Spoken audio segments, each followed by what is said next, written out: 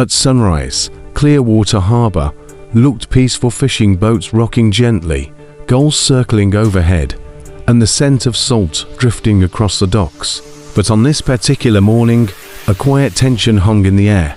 3 young men tourists with too much attitude were already causing trouble. They stood near the pier, mocking anyone who walked by, laughing loudly, drinking cheap beer, even though it wasn't even 9 a.m. Their eyes landed on an old man dragging a crate of nets toward his rusty blue boat. Eli Ward. Most locals only knew him as the quiet fisherman who lived in a shack at the far end of the docks. He hardly spoke, didn't socialize, and always kept to himself. His boat was outdated, his clothes looked decades old, and he walked with a slight limp. But there was something about him, something in the way he scanned the horizon every morning before stepping onto his boat. Something in the way he tied his knots with flawless precision. Something in the way his eyes, though aged, held a strange sharpness, like they had seen too much. "Hey old man," one of the bullies shouted. "Catch any fish, or did you just catch wrinkles?" The others burst into laughter. Eli said nothing.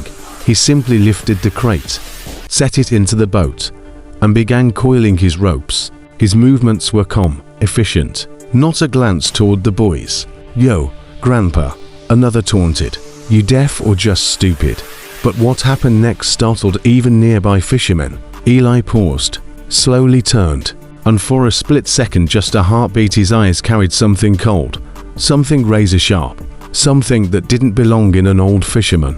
The bullies stepped back instinctively, without understanding why. Then Eli simply looked away again.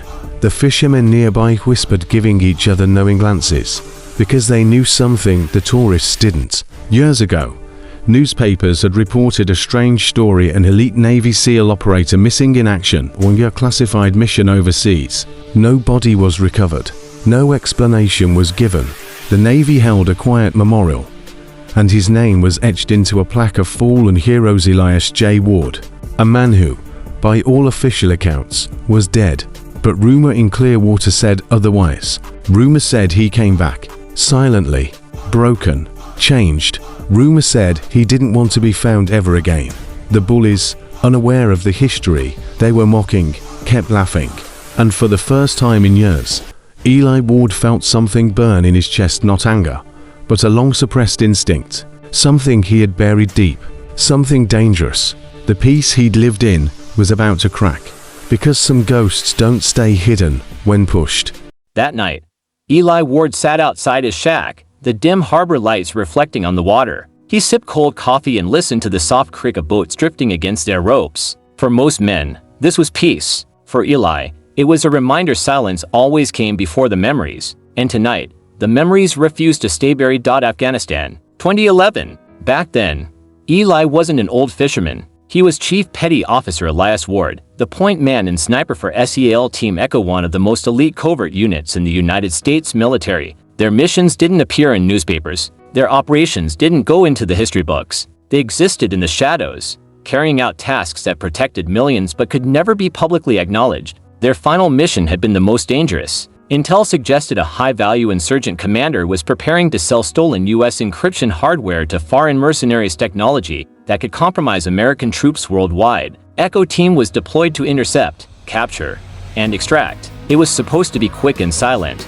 but the enemy knew they were coming. Echo Team parachuted into a desert ridge at night, moving with flawless precision. Yet as they advanced through a narrow canyon, gunfire erupted from elevated rocks. The ambush was overwhelming, too coordinated, too prepared. Someone had leaked their route. Echo Team fought with everything they had. Eli remembered dragging wounded teammates behind a stone outcrop, firing back with calm, deadly accuracy. Their communications were jammed, their extraction point compromised, and the insurgents kept advancing in waves. For hours, they held the line, but one by one, the team fell. A mortar explosion finally threw Eli off the ridge, sending him tumbling into a sand-filled ravine. Consciousness flickered like a dying flame. When he woke, he was in a dim tent, wrapped in blankets. A tribal family had found him buried in sand and carried him to safety, knowing insurgents patrolled the area. Their kindness saved his life, but returning to base would expose them all. Eli recovered slowly, moving only at night, avoiding patrols, crossing borders, surviving on instinct and training.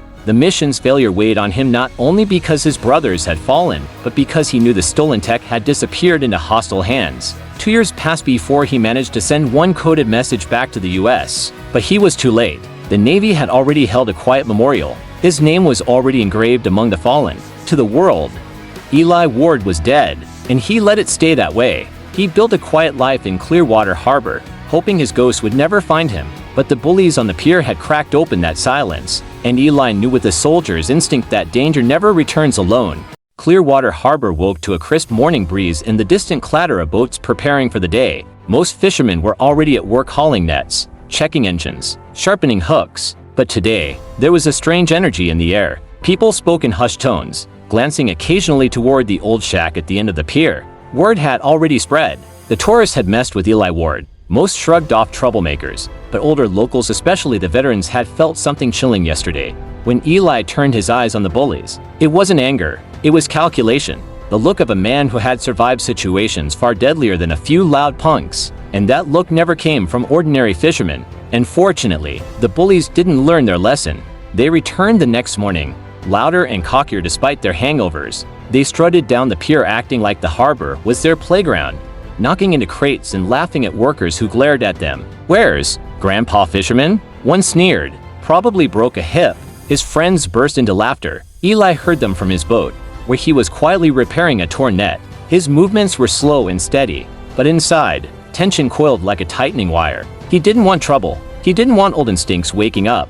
But then they crossed the line. The bullies marched toward Marjorie, an elderly shrimp seller who'd lived by the docks for decades. She was gentle, generous, and never bothered anyone. Today, she proudly displayed her best catch in a wooden bucket. One of the bullies smirked, stepped forward, and kicked the bucket over. Shrimp scattered across the dirty planks. "Oh no," he mocked. "Looks like Grandma dropped her lunch." Marjorie gasped and knelt to gather what she could. Her hands trembled. The bullies laughed harder. That was it. Eli straightened slowly on his boat. He didn't move forward yet. He simply watched them with quiet precision, analyzing posture, distance, and threat level. His mind wasn't thinking like a civilian anymore. The old combat wiring flicked back on. But before he could act, something unexpected happened. A black SUV rolled down from the main road and stopped near the edge of the docks. It wasn't a local vehicle. Federal plates, tinted windows, armored frame. Ellie's eyes narrowed immediately. He knew that model, used by intelligence units, used to track people who weren't supposed to be alive. Two men stepped out, dressed casually but carrying unmistakable military posture. Their eyes scanned the harbor with disciplined focus. They weren't tourists. They weren't lost. They were here with purpose. Then one of them discreetly pointed toward Eli. The bullies didn't notice, but Eli felt it like a knife of cold steel in his spine. He whispered to himself, "They found me." His quiet life was over. Something from his past was coming back, and it wasn't friendly. The harbor was colder than usual as the sun climbed higher, and a thin fog lingered over the wooden docks. Eli Ward stood silently on his small boat, watching the black SUV near the pier. Two men had stepped out, moving carefully, scanning every shadow and corner. Their posture, their focus, it was the posture of professionals. People who had trained to notice everything, anticipate everything. People who had faced men like Eli before. Ellie's eyes flicked to the bullies. They were oblivious, laughing and shoving crates, tossing ropes into the water as if they owned the pier. They didn't understand what was hiding right in plain sight. Instinct returned to Eli with the weight of decades. His muscles coiled, his senses sharpened. Every plank, every rope, every potential escape route became part of his mental map. The calm fisherman Fawade was gone. The SEAL commander, the man who had survived ambushes, mortar blasts, and disappearing behind enemy lines, was back. One of the bullies kicked a crate to hard, sending it teetering. Eli stepped forward, deliberate and measured. His presence alone froze the young men mid-laugh. He didn't shout. He didn't gesture wildly. He simply said, softly, "Leave her alone." The words were calm, but they carried authority. Years of covert operations, of life-or-death missions, of training that forced soldiers to command respect without a sound, echoed in that simple statement. The federal men by the SUV shifted slightly, recognizing him instantly. Commander Eli Ward, presumed dead years ago, missing in action. The ghost of Operation Neptune Dawn, the man whose disappearance had haunted intelligence files, was alive and standing before them. The youngest bully stepped forward, trying to challenge Eli, but froze as the man's hand moved subtly enough to unbalance him without causing harm. The other two hesitated, uncertainty replacing their earlier arrogance. Ellie's gaze flicked toward the SUV. The men waiting silently gave a subtle nod. No words were needed. They had found him. They had come for him. The bullies, now aware they were overmatched, scrambled toward the pier exit, tripping over crates in panic. Ellie's calm authority had restored order without a single loud shout. But the weight in the air remained. The federal men were still watching. They had come for him. His quiet life, the one he had built carefully, was over. The past was catching up, and the ocean, the only place that had ever offered him true solace, could no longer protect him entirely.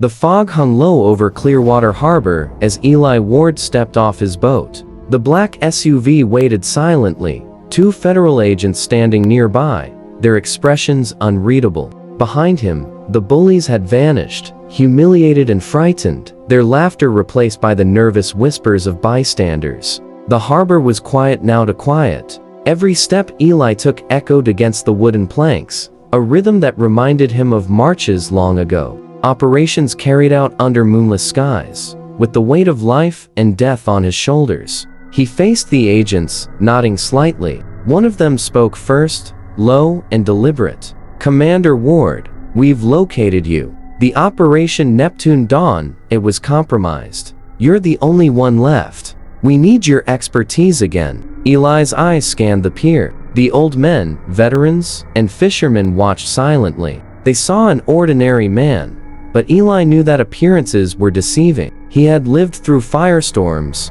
ambushes, and betrayals. He had vanished to save lives and secrets alike.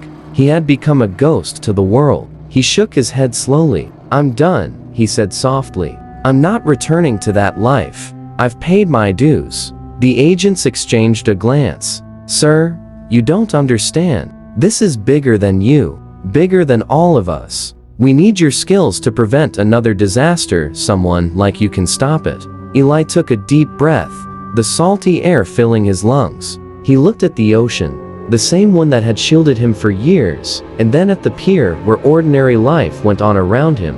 He could feel the weight of his past pressing against him, but for the first time, he realized something. His legend wasn't defined by the missions he had survived, nor by the enemies he had defeated. It was defined by the choices he made. Now, a shout broke his concentration. One of the bullies had returned, reckless and defiant. He swung a metal rod at Eli, hoping to provoke him. Eli's reflexes, honed over decades, kicked in instantly. He grabbed the rod, twisting it out of the man's hands with a single fluid motion, and pushed him toward the dock, careful not to injure him. The crowd gasped. Even the federal agents nodded in respect. Eli straightened, calm once again. "You've been warned," he said.